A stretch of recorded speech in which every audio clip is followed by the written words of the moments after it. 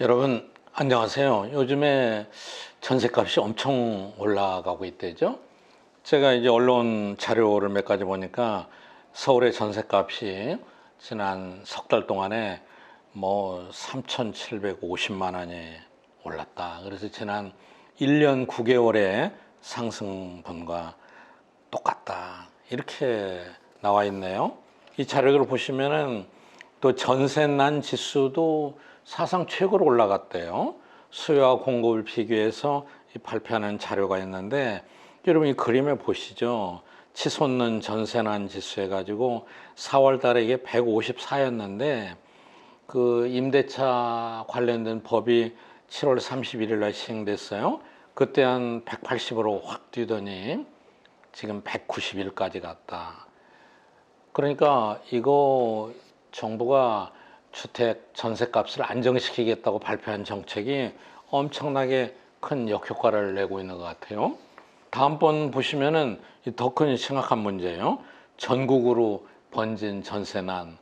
그래서 매물 부족이 19년 만에 최고가 됐는데 이제는 서울뿐만이 아니라 대구, 부산, 광주 모든 지역에서 상승하고 있다고 그래요.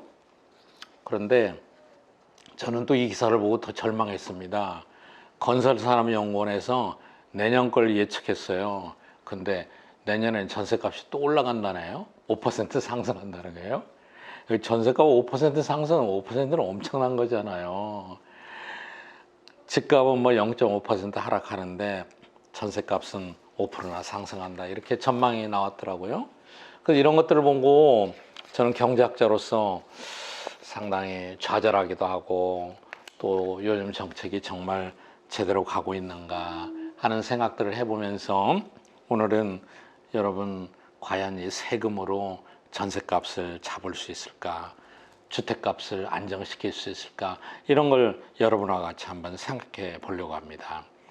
이렇게 전셋값 파동이 크게 확산된 것은 임대차 3법이 직접적인 원인이 됐죠.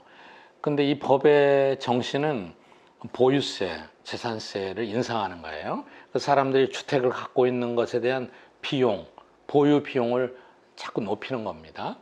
물론 이제 정부는 고가주택, 다주택자에 대한 보유 비용을 높여가지고 이 사람들이 일가구만 갖고 또 작은 집만 갖게 하고 나머지는 다 팔으라 이렇게 유도를 해서 시장에 주택이 파는 주택이 많이 나오면은 공급이 나올 테니까 그러면 주택값이 안정될 거다라고 생각하는 것 같습니다. 제가 해석한 거예요.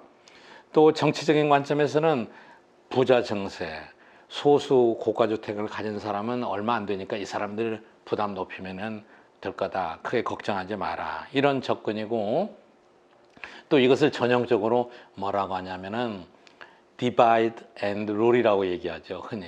일단 나눠 놓는 거예요.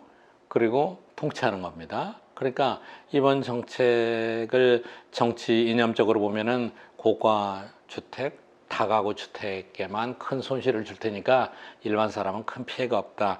이렇게 주장하라고 이런 소수 주택 보유자에 대해서 징벌적인 세금을 부과하면은 결국 주택값도 안정될 거다. 이런 생각을 갖고 있는 것 같아요. 근데 제가 경제학자로서 생각해 보니까 이 정책 효과를 기대하기가 적어도 단기에는 상당히 어려울 것 같습니다.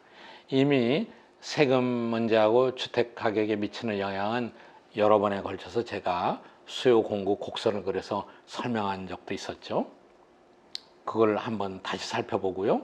오늘은 조금 더 쉽게 얘기하면은 첫 번째 이유는 보유세를 강화해서 수요를 억제하는 효과는 단기보다는 장기에 조금씩 나타납니다. 장기에 나타나겠지만 정부가 의도한 만큼 크게 나타나지 않습니다. 왜 그러느냐? 지난번에 제가 이론적으로 설명한 대로 세금은 항상 전가됩니다. 세금을 직접 내는 사람은 고가 다가구 주택의 소유자지만은 그 사람이 100% 세금을 내지 않습니다. 실질적으로는 임대하는 쪽으로 또 이용하는 쪽으로 자꾸 전가를 시킵니다. 이건 경제학의 법칙이에요. 주택 수요는 가격이 올라가도 어쩔 수 없이 써야만 되는 서비스예요. 그렇기 때문에 경제학적으로는 이건 비탄력적이라고 얘기합니다. 그렇기 때문에 비탄력적이면은 임대료 전셋값의 대부분 다 전가가 됩니다. 또 하나, 전세를 이제 2년이 아니라 4년까지 살 수 있겠다. 그 4년을 더 연장하겠다. 이렇게 되면은 당장은 조금 인상하고 2년을 더 사는 게 좋을 것 같지만은 여러분, 경제학은 그렇게 움직이지 않습니다. 시장은 그렇게 움직이지 않습니다. 여러분이 소유주라면 어떻게 하겠어요? 이 집은 지금 전세를 주면은 앞으로 4년간은 내가 못 들어갈 거죠. 그렇기 때문에 이미 4년 걸 반영해서 올리려고 하는 거죠. 그래서 전세값이 올라가는 거 아니겠습니까? 아니면은 이 집은 내가 전세를 내주면은 원할 때 쉽게 들어가지는 못해요. 그렇기 때문에 전세 매물의 공급이 줄어들 수밖에 없습니다. 이게 다 전세값 상승의 원인이 되는 거죠. 또 세 번째 요인은 재산세나 종부세를 올려놓으면은 사람들이 보유하는 비용이 높아져서 결국 집을 내놓을 거다, 이렇게 생각하는데 이것도 효과가 크지 않습니다. 왜냐하면 우리나라의 경우에는 지금 거래세가 굉장히 높아요. 거래세라는 것은 거래하는 과정에 부과되는 세금입니다. 취득세도 거래세 일종이고요. 특히 양도세도 거래세 일종입니다. 제가 아는 동료는 1가구 1주택인데 이제 정년을 해서 연금으로 살아가는데 그 강남의 집인데 물론 1가구 1주택이고요. 하다 보니까 집이 크지도 않는 집값이 많이 올랐대요. 그런데 지금 세금 구조로 하면은 이제 연금의 대부분을 세금 내는 데 쓰겠다고 한탄을 하더라고요. 그래서 작은 집으로 이사 가고 싶은데 가격이 올랐기 때문에 양도세를 상당히 내야 된다는 거예요. 그럼 양도세를 내고 나면 값이 적기 때문에 지금 사는 규모의 주택은커녕 그 가격대 집 구하기도 어렵게 된다는 거예요. 그러니까 우리가 특히 정부나 일부 시민단체에서 그런 얘기를 많이 해요. 한국은 보유세가 낮다. 그러니까 보유세를 올려야 된다. 맞는 얘기입니다. 그런데 그 한 가지만 봐서는 안 됩니다. 한국은 보유세가 낮은 건 객관적으로 사실입니다만은 양도세가 굉장히 높아요. 그렇기 때문에 이걸 두 가지를 결합해서 봐야 됩니다. 그리고 그 보유세를 부과하는 세율이 지금 급격하게 올라가고 있는데 보유세율 자체가 올라가고 또 공시지가를 동시에 올리고 있어요. 그러니까 예를 들어 10억짜리 주택에 뭐 3%를 부과한다면은 300만 원인데 내년에 10억짜리 집을 공시지가를 또 올리는 거예요. 또 올리는 거예요. 이 두 가지가 다 올라가는 거예요. 그러니까 거래에 관련된 세금을 동시에 고려해서 보유세를 올려야 됩니다. 그런데 지금 뭐 양도세를 낮추자 하면은 부자에게 특혜를 준다, 이런 논란이 많겠죠.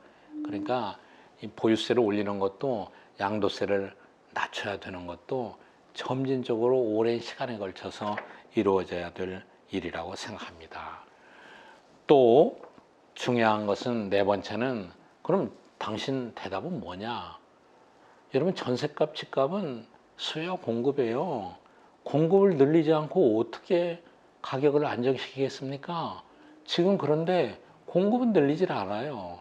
공급을 하려면 엄청나게 제약이 많아요. 재개발하는 것도 제약이 많고 새롭게 신규 주택을 하는 것도 많고 엄청난 제약이 많기 때문에 공급은 적극적으로 장려하지 않으면 스스로 늘어나지는 않습니다. 그런데 지금 공급 정책은 거의 없다시피 부족하고, 또 공급 정책이 지금부터 실시된다 할지라도 주택이 지어지려면 몇 년 걸리죠.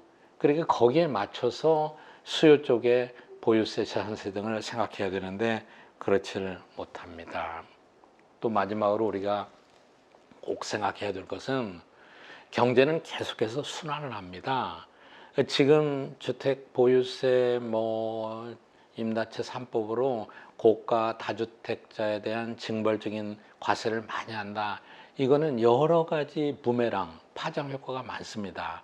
자, 아까 보신 대로 서울 특정 지역을 그렇게 규제하면 이게 다른 지역으로 갑니다.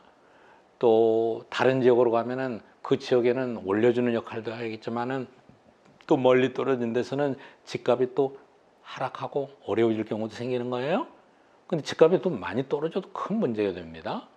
또 거기다가 길게 보면은 여러분 우리 대한민국 국민들은 갖고 있는 자산의 7, 80%가 다 부동산이에요. 여기에 세금을 많이 부과하면 어떻게 되느냐? 민간의 소비 여력이 줄어들어요. 아까 제가 얘기한 어느 노 교수님의 얘기처럼 연금 받아서 세금 다 내고 뭘 가지고 쓰겠습니까? 그런데 이건 한두 사람 문제가 아니거든요.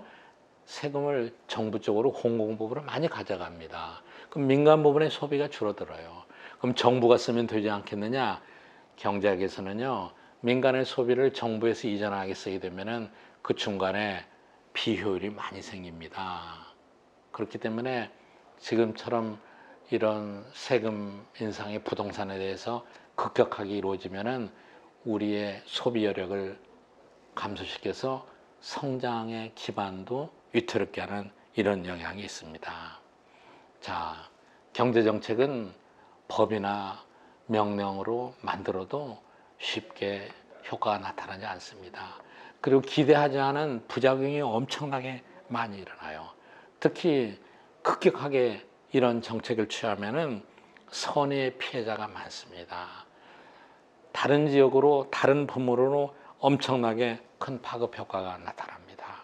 그러니까 보유세를 올리려면은 점진적으로 올려야 되고, 그리고 거래 관련된 세금도 같이 고려해야 되고, 굉장히 세세한 내용들을 검토해야 됩니다. 그리고 수요만으로, 특히 세금을 올려서 수요를 줄인다는 이런 정책만으로는 제 생각에는 절대 부동산 값을 안정시킬 수 없습니다. 전세값도 마찬가지예요.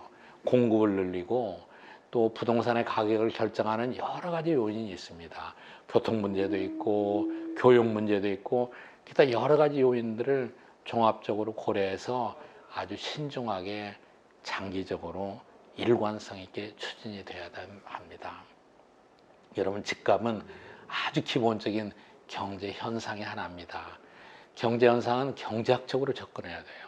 경제학과 싸우는 경제 원론과 반대로 접근하면은 이 정책은 절대 성공할 수가 없습니다. 여러분 다 같이 깊이 생각해 보시죠. 여러분 감사합니다.